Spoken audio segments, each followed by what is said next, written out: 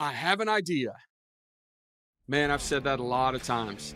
I felt that a lot of times. I've gotten excited about that a lot of times. A product idea that was going to change the world. I've also heard it a lot.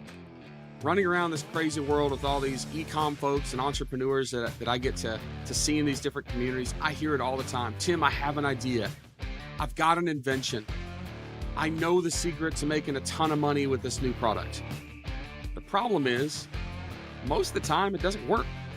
I've experienced that myself with these product ideas that I had that I thought were going to be great. I couldn't get them off the ground, or they were just a giant dumpster fire when I actually tried to launch them, or sometimes even got myself in some legal trouble for some patent infringement and trademark infringement issues. Today, we're going to be talking about the steps to actually go from this crazy idea, or maybe it's not crazy, but it feels crazy because it's so exciting, that you might have, to actually turning it into a process that you can move forward with to turn into your real business. So it's going to be an actionable episode. We've got several steps that we're going to go through with a tried and true and just established veteran in this industry and in this business of taking your idea and turning it into an actual product business that works. It's going to be a great episode. Please listen to the end, and we'll see you on the inside.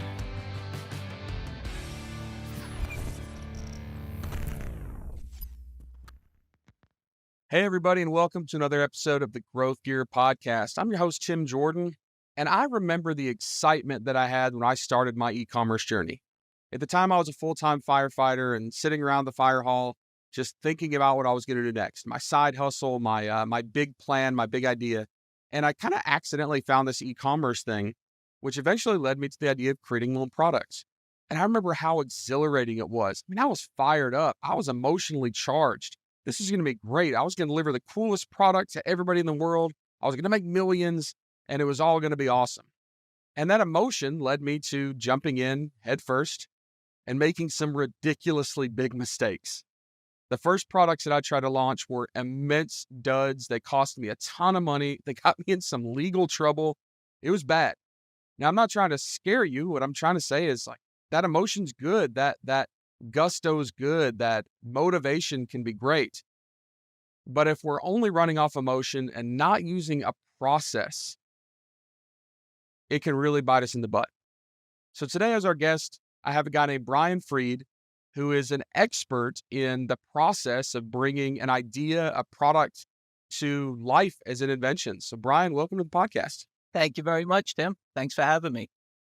So how many times have you heard people talk about the horror stories of trying to launch a product and bring it to market and it being an absolute failure? Am I the only one? You're definitely not the only one. There are a lot of people out there with some great ideas. And the question is, when you have that idea, what do you do with it? And you've been working in this field for a lot of years, right? I think I saw on your website like the early 2000s.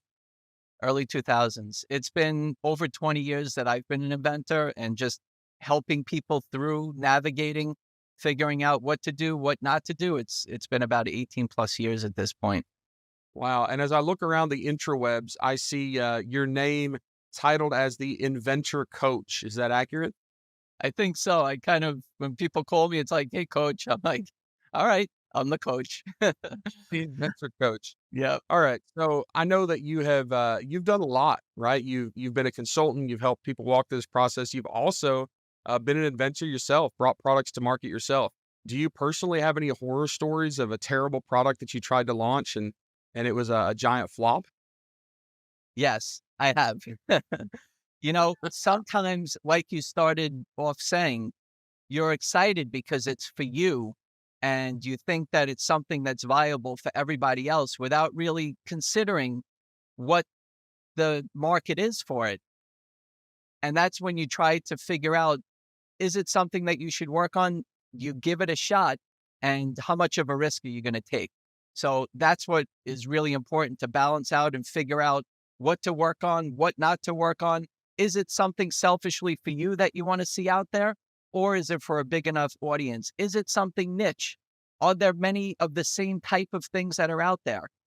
Is it something that you're making that is taking somebody 2, 3, 4, 5 more steps to do than something simple to do? So these are the things that I think about and I've learned along the way for sure. And I know you've developed a pretty robust system, right? You have like the 10 steps to taking a product to market. But how did you get started in all this? I know you didn't wake up one day and decide, I'm going to be an inventor coach. I better learn how to do this. Like what was the genesis to this whole expertise? I have to say that just growing up, I realized that I was a pretty curious kid. I'd like to see how things were made. Science wasn't my major subject, but just knowing how things work, getting into seeing how things are made, the stories behind them kind of intrigued me. There was a point where I said, you know what? I have some pretty good ideas. I don't know what to do with them just yet, but I know I have them. So I just started to just compile them in my brain. I'm like, you know what? I'm one of those people with that notebook. I'm writing all my ideas down and eventually I'm going to get to it. And I did.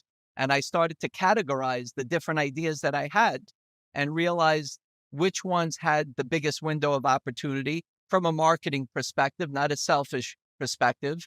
And that's when I started to press the button on many of them. And as I started to work on them, I had some levels of success to be able to show people that if I can do it, you could do it too. I'm nothing spectacular or special, but that's the kind of journey that I've taken to be able to now be able to help people with their big ideas. And it's an interesting time to have an idea, especially a product idea. For those of you listening that have heard me on stage somewhere, I talk about this all the time, but commerce basically was done the same way for thousands of years, right? You built something, you made something, you procured something, you sold it locally, you sold it to your village, your town, or your city. And maybe there was a little wholesale, like the East India Trading Company kind of changed some of that. But typically, commerce was done the same way for thousands and thousands of years. And it's only been in about the last 12 or 15 years that e-commerce changed that, right? Like myself, just 10 years ago, I was a firefighter, and now I'm sourcing products overseas and I'm taking it straight to consumer. Like we radically changed the way commerce is done. So for anybody that has an idea, that has a vision of a product, it's never, in my opinion, it's never been easier to take to market, but it's also never been easier to do the research, the validation, to do the sourcing, the procurement. In my mind, would you agree with that? That like this is the golden hour for inventors? Absolutely, Tim. When I first started, it was difficult to find a 3D printer, and I would have to find a way to be able to make a prototype. Now, you have desktop 3D printers, right? Also, when you came up with an idea when I first started, it was all about getting into brick and mortar stores. These days, you don't necessarily have to be in a brick and mortar store to be successful. Some people are happy with residual income. Some people are happy with their product turning it into a full-time job, full-time career. So there's a balance of what it is that you're looking to do. And that's the great thing. And what I love to do is learn about who you are, what your product is, what your goals are, and then kind of figure out where you are right now and then help you to get to where you want to go. And some people are into licensing to earn royalties, and other people are into manufacturing, starting their own business and having that margin and taking a little bit more ownership of the success or failures of their idea. It's funny you said take ownership of the failures. Not many people say that, but that is a big part of it. So I want to get into something tactical because we can talk theoretically and philosophically and emotionally about this idea of creating your own products for hours, I'm sure. But I know that the listeners would like to hear something tactical because the majority of this audience has an idea or they already have a product that maybe isn't going so well or they wish it could go better. Um, and I know that your expertise involves a lot of steps that I skipped early on in my product development, inventing, and e-commerce journey.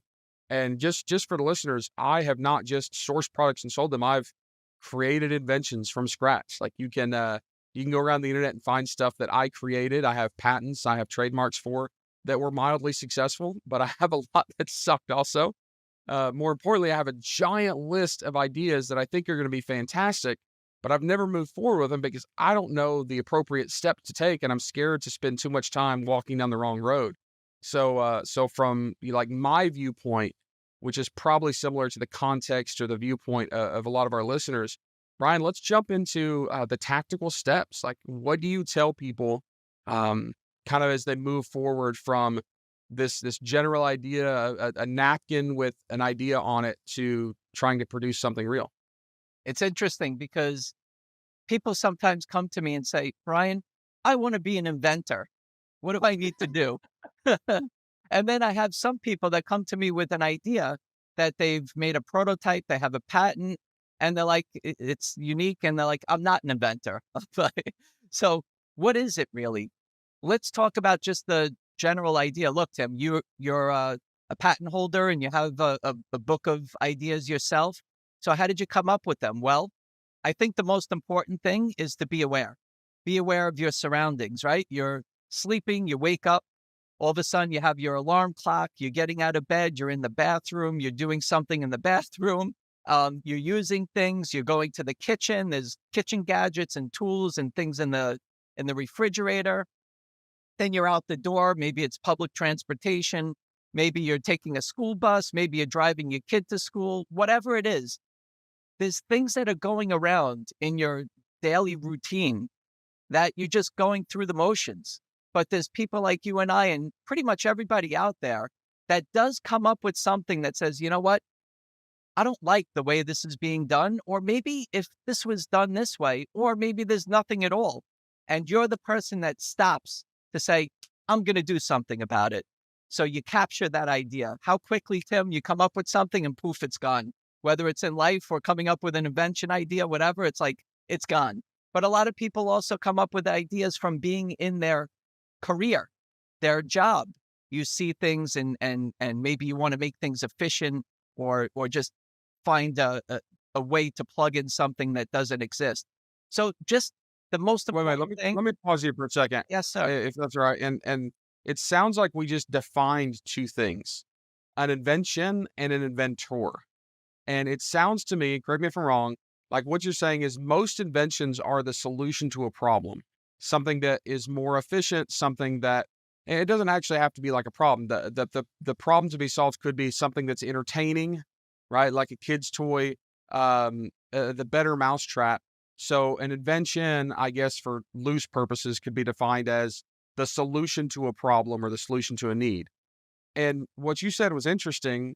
An inventor is someone that stops and thinks about how to solve that problem, because it sounded to me like you said everybody runs across something at some point in their life that could be done better, that could be done more efficiently. So we're all looking at opportunities, but the inventor is the one that takes a step back, breathes for a minute, and says, okay, how do I solve the problem? Did I get all that right?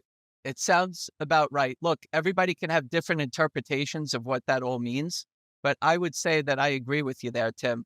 Being aware of what's going on, you're capturing that idea, you're evaluating the challenge, you're coming up with a solution. Look, whether it's an invention or anything in life, when I have a problem and I want to tell you about it, I'm coming up with a solution at the same time. That's the way that I've kind of trained my brain, and I train other people to do that too. Don't just give me your wine list, give me the solution to it. So I would say absolutely. But then there's the people that do something about it.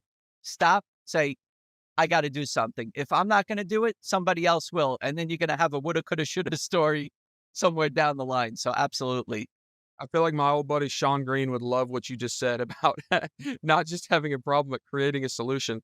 And I know that we could spend the entire episode now talking about just those definitions. I don't want to get hung up there, but that's going to stick with me. Just the definitions of those two things. That's interesting. I've never thought about it that way, but I love it. So, all right, keep going, keep going. Don't want to slow you down here. Yeah. So I came up with that idea. I stopped in my tracks. I text myself, left myself a voice message, whatever it was to capture it before somebody honked the horn when I cut them off and it's gone, or they honked it, whatever it was. So then what the most important thing I think, besides coming up with the idea, there's obviously a lot of important things. I would say, Tim, that I find a lot of people that are so excited about their idea that it doesn't matter anything else except that this is their idea. They can walk down the aisle of Walmart and not see their idea on the shelf, or they can look on page one of Google and say, oh my gosh, nobody has this product or idea. I'm going to be a gazillionaire. And there's a little bit more to it. A lot of times, what people do is they do their search online and they search with their eyes closed because you don't want to find it, right? Yeah. That's the emotional side that you mentioned in the beginning is you have to look at an idea as a business, research and development, going through the steps of building and commercializing your idea or your invention or your business. And that's one thing that I really spend a lot of time on with people is you just came up with an idea, Tim. Is this something that you can call your own? Is this something that's going to make you money? Are you going to put your money in and get something out of it? Or is it something like you're going to be happy you have one of these or a few of these, Tim, but is this all that you want is just to hang a patent on the wall or put it on your desk like I have? But I'm just saying there's a lot of reasons why people come up with their ideas. But the most important thing is to search and to get a professional patent search done with a patentability opinion. So they're going to take what you came up with, compare it, and see if it's something that you can call your own. Is it something that you're infringing, or is it already in the public domain? And you can make it, and I can make it. Anybody can make it, and you're going to be competing like you do on the e-commerce sites, and everybody's making or selling the same thing.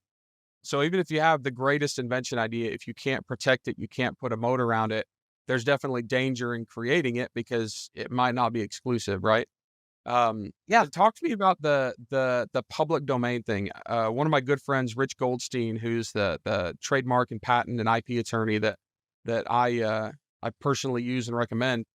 He talks a lot about finding product ideas by looking at patents, right? So things that have either fallen off of the protected list. I don't know what the actual terminology is for that, and have become available, or looking at patents and then figuring out other versions or other solutions to the same problem that a specific patent's being sold. Do you use patents for research too? most of the time between my own ideas and other people that come to me, we're comparing what we came up with to what's already existing. Is it enough of a difference to call our own? Is it something that's over 20 years old that's in the public domain? And if we do decide to make it, we could still be successful. There's a lot of ideas that come to me, Tim, that people show me the similar type of product or the same product that's out there.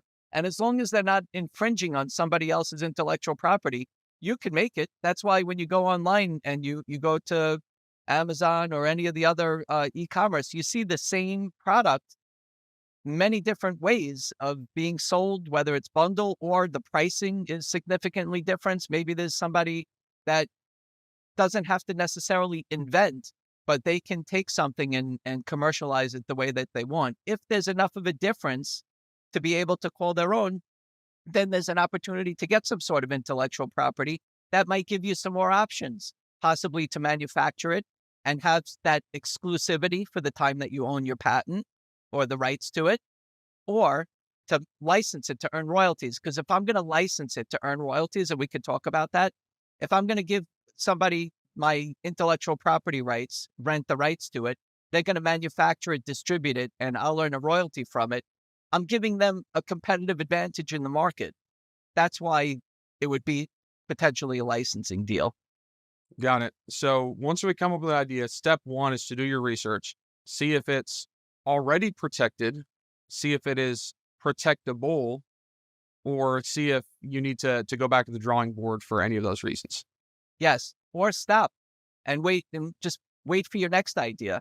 I can't tell Yeah. you, Tim, how many times I talk to people and we realize that it's pretty much the same thing. They don't necessarily want to go into business and compete, or that's just not enough of it. Like they wanted some sort of intellectual property, but if it's the same thing, you could take anything you want and buy it and sell it as long as you're not infringing. But for the most part, you want to come up with something unique to be able to have that competitive advantage in the market for sure. I once did this YouTube video that that was a little bit popular based on the name. It was titled something like "You Can't Polish a Turd," right? Like we have these crappy ideas, we have this crappy plan, and we're trying so hard emotionally to make it work that we skirt the edges of what's actually possible with patents and trademarks. Like we're really trying to polish this turd, and And maybe sometimes we need to realize it's a turd and just wait for a better idea. Absolutely. I could tell you, and this is the point I was going to make before, Tim. When I go through ideas with people, I help them to realize that they should stop and wait for the next one, because you'll come up with another one. If you went through it and you just stopped in your tracks to be able to pull something up, to be able to work on it, it's okay if you hit a brick wall. You're in that zone. You'll come up with something again. But to work on something, put your time, money, energy, effort into something that you're going to go in a big circle with a little less money coming out the other way, like where the turkey. No, it's really something that I it's not easy, inventor to inventor, to speak to, but ultimately I let people make that decision to realize that maybe they should just wait for the next one and keep your money in your pocket. So, assuming that we can move on to the next step, right? It's protectable, it's not already protected. We have something with a glimmer of hope here. What's the next step? I would say that you want to bring it to life. You want to be able to see if it's something that how it works, how it looks, how it feels, depends on what type of product or idea that you're working on. For me, like when I first started, I used to rip things apart that already exist and put them together and get as close as I can to a patent. Now you can make CAD files. You have cut and sew type of items. If it's fabric, you have wood CNC machines. You have metal type of fabrication things. Whatever you can do to get as close as possible to a prototype, to be able to make it real, to see it, use it, feel it, test it, get other people's opinions, feedback, advice, to know if it's something that you should continue with, is something that I like to do. So if it's not something that you could take apart, then it's easy enough to make CAD file or find a way to be able to make a prototype. If it's something too crazy, not crazy, but I mean like that's going to take a lot of money, put it that way, you can even make a 3D animated video, just something to be able to bring it to life, to be able to see it and get some opinion and feedback, and then figure out if there's a big enough window of opportunity to continue. So, when you say bring it to life, you're talking about a viability check. You're talking about getting something like just the bare minimum kind of testable, whether it's a 3D rendering or whether it's a 3D printed version or something, right? So, bring it to life. You're talking about like the the alpha phase. You're not even a beta testing yet. You're talking about just minimum viable product. Absolutely. Look, there's people that come to me in practically every industry or category that you could think of. I've been involved with, but I've come up with some simple ideas, Tim. So, like for me, when during COVID, right, there was tough to find paper towel rolls, and I was like cherishing my paper towel rolls and anything I had around, getting a little crazy, right? But I started to see that the top of my paper towel roll was disgusting. So I asked other people, my friends and family, like, send me a picture of what your paper towel roll looks like on the top. And it was disgusting. There was all kinds of garbage on there, water, dried up, orange juice, chocolate, whatever, tomato sauce.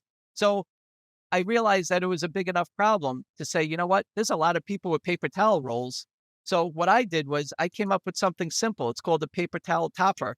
You put this cap into the inner tube of any paper towel roll, and now when your hands are wet or dirty, boom, you pull it off, and now your top of your roll stays clean and dry. For those of you that are listening to just the audio and you're not seeing the video, what Brian has here are the vertical paper towel holders. And you're right, like it's really bad. Like in my workshop, it's just covered in all sorts of nasty stuff, and then I'm wiping my face on it, and I'm washing my hands and wiping it. And this is just looks like a little acrylic disc essentially that sits on top of this thing. Also, just a shameless plug here. If you are listening to audio, go and subscribe to this podcast on YouTube right now. That way you can see the videos of these as well. Just a simple idea. It doesn't have to be rocket science, although I have worked on those type of things. But I'm just saying, like, be aware of the things and surroundings. And then that was simple enough to be able to create, even out of a cardboard little box, to cut it out, to visualize what it looks like, and then to be able to make a CAD file, and then be able to 3D print and test it and see what other people think, and then start to act as if it's going to be out in retail, what it should look like on the shelf and the colors and packaging and all that. And then just kind of go back to where you are and just get those steps accomplished. So I think that bringing it to life is something that's really, really important for yourself and also for other people. And you want to make it real. And what do you think some of the best practices are for getting opinions? Like I know people that have come up with a quote unquote invention and they ask their mom, "Do you like this?" And she says, "Well, of course I like this, honey. You invented it, you know." Or we're asking the wrong people, like, "This may shock you, but I don't wear women's shoes." So if somebody had a new design for women's, I'm probably the wrong person to ask about, these women's shoe accessories. Although strangely, I have sold women's shoe accessories on Amazon, so maybe not the best example. But what do you think the best practice or some of the best practices are for determining how you're going to get that feedback and how you're going to get that feedback loop going and do a little bit of like validation testing? If you came to me, Tim, and you asked me what I thought of your idea, I would tell you, I love it. It's amazing. Now, I'm not saying me, but like your friends and family, because if they said no to you, you'll be upset with them and Yeah. they might ruin their relationship with you. So Yeah. it's great. You have some critical family members, I'm sure we all do, but step outside, get a non-disclosure agreement, have something that says, hey, if I show you my idea, you're not going to disclose it to anybody without my permission. Okay. That's something that is easy to get, a non-disclosure agreement. The other thing that I like to suggest also, Tim, is if you're at that point where you kind of got that prototype to a good spot, then there's some ways to protect it. You can file a provisional patent application, and that gives you the right for 1 year to say that you're patent pending. And while you're exploring the market for 1 year, you could show it around. Before that year is done, you can convert it to a non-provisional patent application, otherwise known as a utility patent. If it's just ornamental, you could just file a design patent. So there's ways to protect with a non-disclosure agreement or without, and just continue on the path of asking people. Step outside of your friends and family. Go into a place that you visualize where it could be sold. Ask people their opinion. Say, hey, how much would you pay for that? Tell me what you think about my idea. Guess what? I have one in the back of my trunk right now. Are you going to give me $20 for it? You know what I mean? So put people on the spot. I've done surveys. I've gone into a Barnes and Noble and the cafe, and I needed teens and tweens opinions, and I gave them gift cards to their cafe to answer the 20-question survey.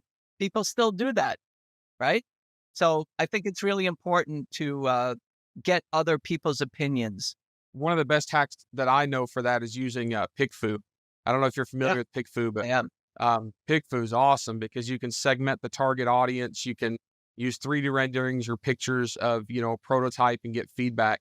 And then my understanding is on a like a viability feedback loop, like we're talking about. That's not just creating a go no go answer. Yes, we should move forward, or no, we shouldn't. But the data that we have is also going to impact the next version, right? So we're also data gathering if we do move forward for the next iteration.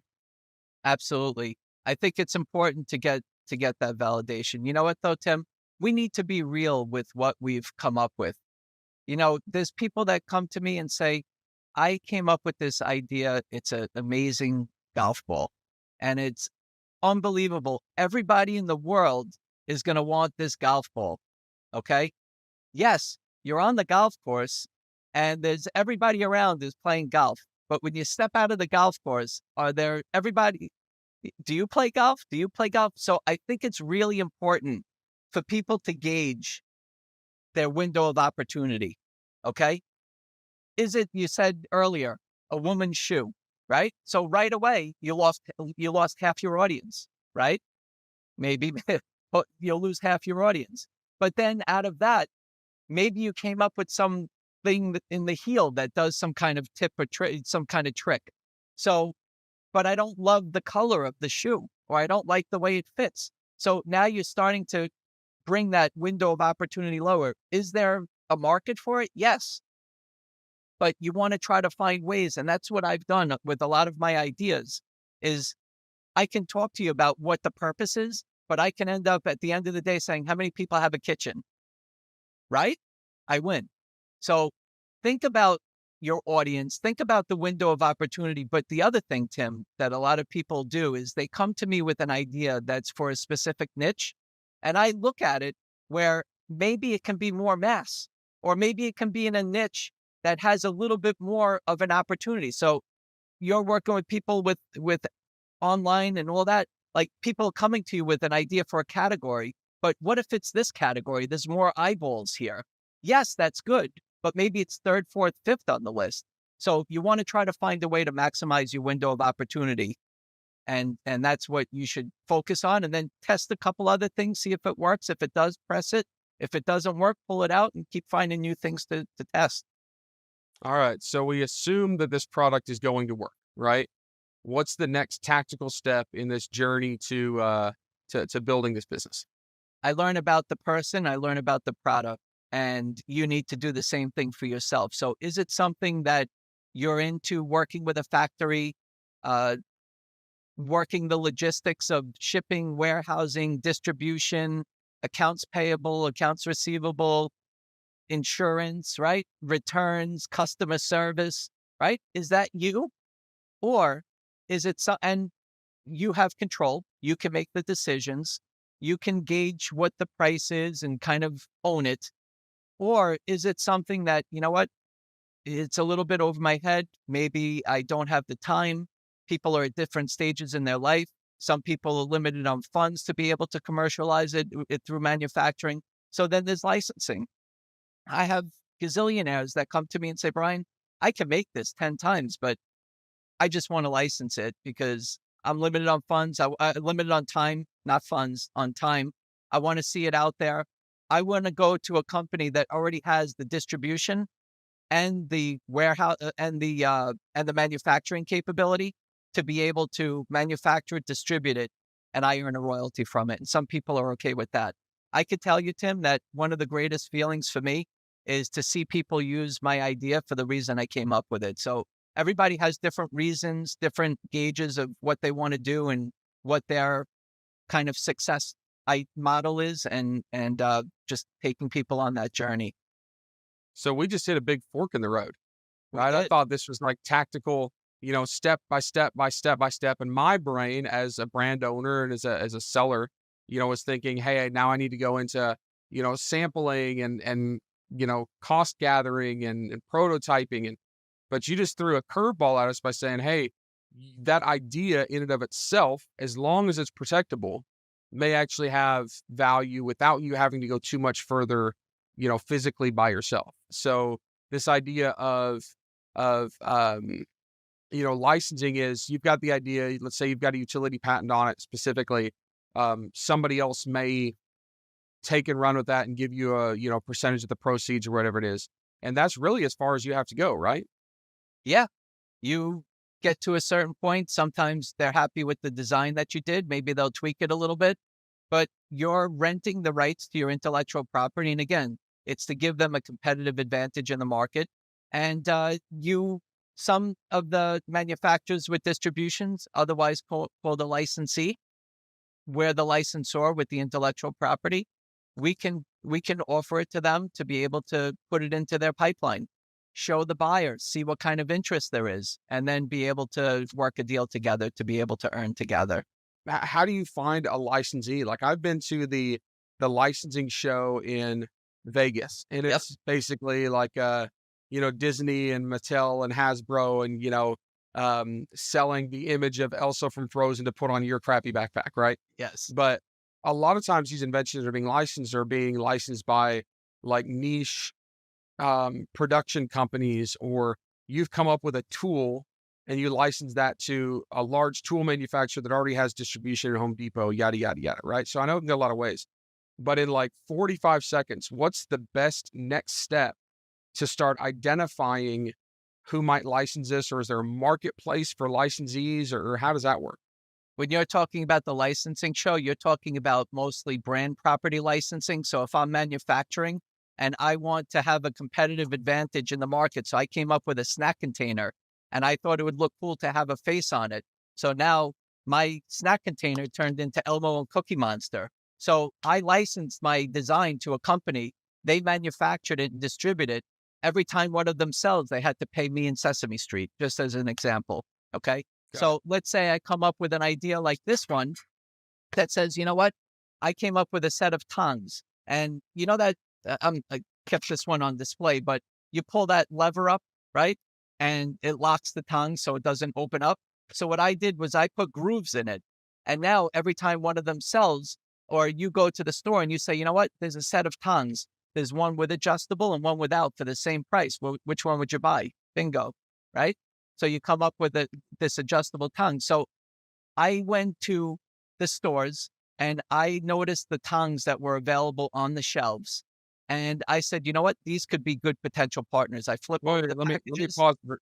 Sorry, let me interrupt you. For those of you that aren't seeing the video, just to be clear, he's saying tongs, not thongs. These are Maybe I not should have picked one adjustable of my own. tongs that Brian has created.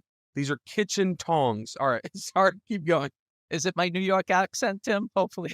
I got to be careful, right? This is a G-rated show.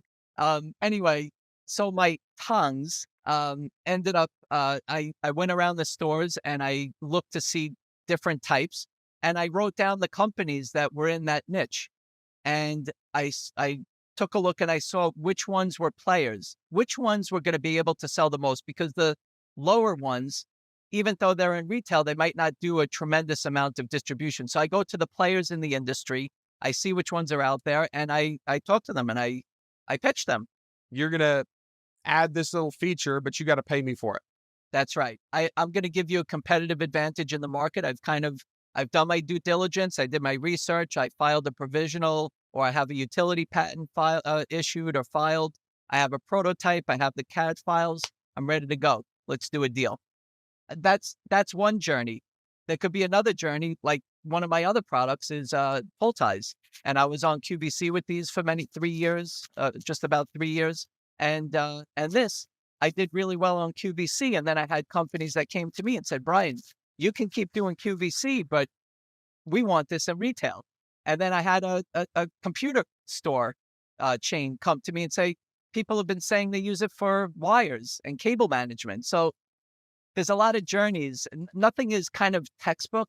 Every person, product, journey is kind of different angles and ways that it could go. But I try to be intuitive to see things where it could go and then figure out where you are and then kind of get those steps in between going. So about 7 minutes ago, I asked you for the 45-second version on how to find some place to license this, but it sounds like that's not possible because every product is going to be radically different. Every process and every path and every, potential licensee is going to be found a different way based on the product, right? You can go to the stores that you envision your idea to be in, jot down those names, call them up and tell them that you've done these steps that we went over before, and then see if they're interested in licensing it. So I work on medical devices, calling up J&J or Kimberly-Clark. I work on construction riggers and called John Deere, whatever. There's companies that are out there in the niche that you came up with it. And those are the ones that you want to go and see if you can help them get a competitive advantage. Go to the players that are going to sell the most to be able to make it worth their while and your while. So if I'm going to take the other fork in the road, right? I want to start producing. I want to create my own product, create my own brand, own the whole thing. What is your advice on the next step after this, like viability testing, and you have the data and feedback for the next step? The way I've always done it is I take that feedback and a rendering, or like you said, just a cardboard cutout of whatever this is, and start trying to get pricing from manufacturers, estimated pricing. It's never going to be exact because that becomes part of the viability process too. Is this thing going to be so expensive that I'm not going to make any money based on what I think the market trends is? Is my thinking along the right line there, or did I skip a step, or did I mess up from your process? Look, you can come up with the idea and you want to do it a certain way and you're outpricing yourself in the market. So if it's something that should be $10 and now it's $17 to $20, you can make it all you want. Is there a market for it? Are people going to buy it? So you mentioned earlier, pricing is very important. There's people out there that sometimes the manufacturing, they're like, Brian, this costs me $2 to make and I'm going to sell it for 3 because that's all that, right? So is that a good business decision? Is that a good business model to put 2 in to get 1 out? You want to be able to know that you're going to have some kind of business going, operational expenses, marketing in between, and also what the consumer is going to pay. I love USA. I manufacture products in the USA. However, it's got to make sense because if I'm 3 times more than what it would cost here in the US to make it overseas, I might not be in business. Okay. If I miss out on USA manufacturing, then I have to make it overseas.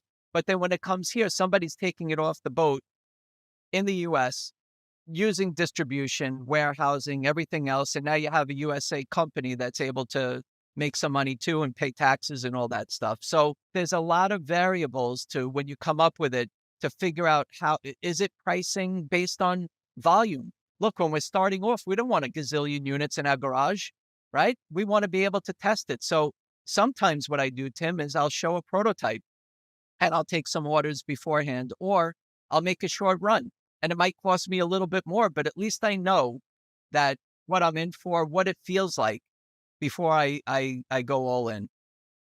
Now, for most of you that are listening to this, and you're thinking about product, you know that we could spend 7 more hours and not even scratch the surface of production and sampling versus prototyping versus all the logistics. I don't want to get too deep into that. I think that kind of the meat of this episode so far has been what I needed to hear personally, and probably a lot of you, which is like that the steps leading from the back of the napkin idea till starting down this route of actually producing or having it produce a license deal. But with the limited time that we have left, Brian, tell me some of the biggest mistakes that you see great inventors or the producers of a great idea make that kills this wonderful potential idea before it gets off the ground. Like, what is the wooden stake in the heart of the perfect idea that you see most commonly? Not listening to others, not doing Mm, your due diligence and your research, not making business decisions, but making emotional decisions, and asking better questions out there, listening to the people that have made mistakes. And not that yours is going to be exactly that, but to be able to figure out how to make less mistakes. I'm kind of talking from that side. I always talk about the benefits and the reasons and things that you should do, but you ask me what not to do or what things to avoid or what I see people making the mistakes and asking for money when you really don't need it. Like there's people that think and their perception is that you need a gazillion dollars to be able to do something and start something. I'm looking at business plans for $1.2 million. It's not necessary all the time. You can start off somebody showed me something and their perception was so far off that at the end of the day, I ended up making and helping them make 3,000 units for $3 total. I'm sorry, 3,000 units for $3,000. Okay. I'm serious. They thought tooling was going to be $25,000. The mold cost 600. They thought each unit was going to cost $3 or $4 per unit. It cost 80 cents. They thought they were going to need to make 100,000 units. They needed to make 3,000 units. So check in to see if what you're thinking is your perception.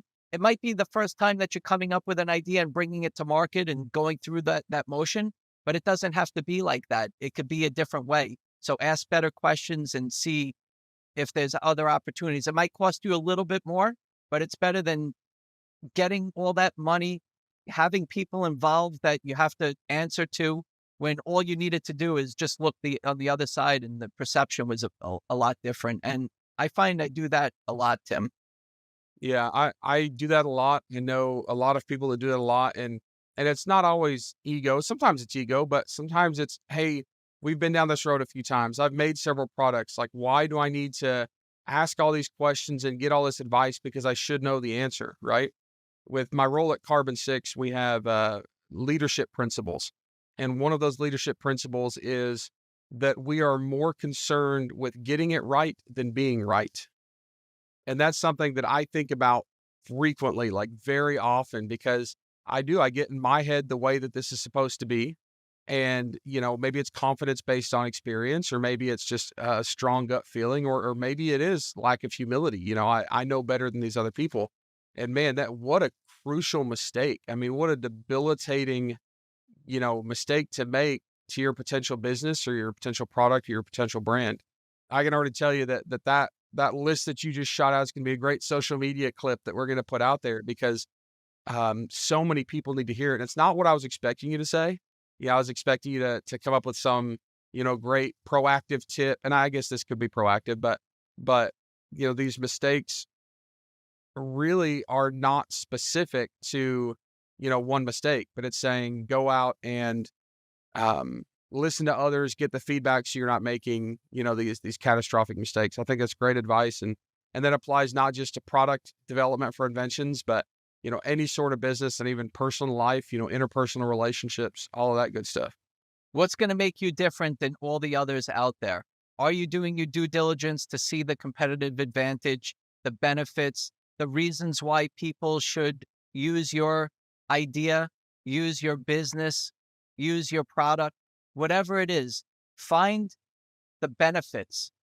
People sometimes show me things that are to prevent something. And I kind of went off on that tangent earlier about preventing certain things and doing certain things, but find the reasons why they should do business with you, right? Is Yeah. it the price? Is it the twist and turn that it does different than everything else out there? Is it the marketing that you're going to put into it that's going to make the competitive advantage? What are you going to do to stand out from the crowd? It's tough for me The term I sometimes, use Tim. is USP, unique selling proposition, right? And in the Absolutely. Amazon world, like the quintessential saturated product everybody talks about is garlic presses. I mean, there's a million garlic presses, and a differentiator is not putting a silicone handle on it. A differentiator is not making it 1 inch larger, right? Like a differentiator is going to be a substantial change to the whole game of squishing garlic, right?